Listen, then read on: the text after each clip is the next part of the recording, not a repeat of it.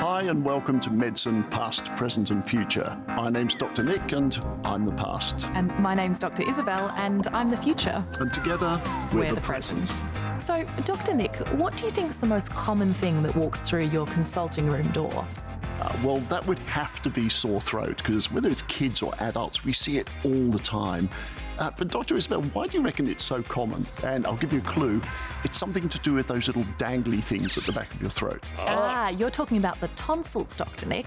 So we used to think that tonsils were just evolutionary baggage, but we now understand they have a really important immune function. Now, I'd wager a guess, because they sort of act as the goalkeepers of the respiratory tract, that they're the first ones to pick up all the bacteria and viruses, and hence they get sore pretty often.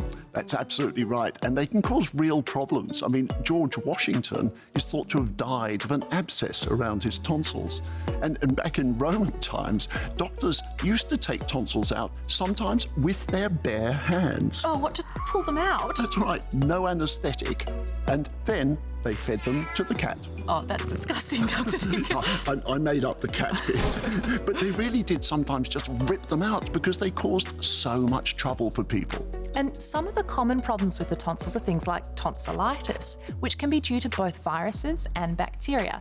But I have a vague memory, Dr. Nick, that you did your master's thesis in sore throats. Is that right? Well, it shouldn't be a vague memory, Dr. Isabelle. I mean, I did give you a copy. I was 5. That's no excuse. But the reason I did the research is that it's actually quite hard for doctors to know when to treat a sore throat. And what I found is that most sore throats are actually due to viruses and don't need antibiotics.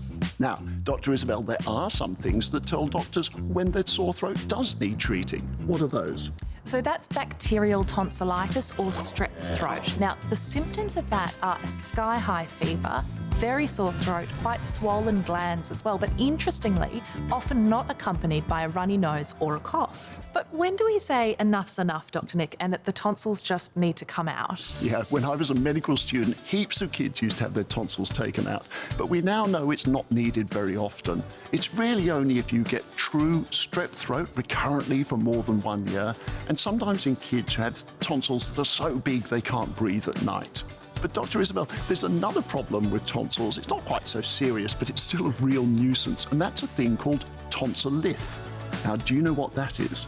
Oh, now, you've taught me enough Latin over the years. Let's see if I can work this one out. So, tonso, that's going to be the tonsils. And then lith, is that like monolith, like a rock? So, tonsil rock?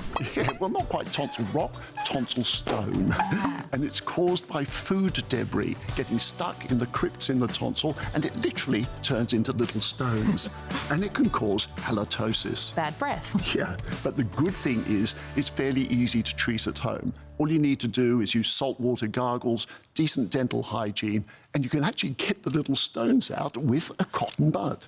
Just maybe flush them down the toilet. They tend to smell quite a lot. No need to bring them in for show and tell. Now, talking of show and tell, Dr. Isabelle, I brought you a present. I hope it's not a tonsillith. No.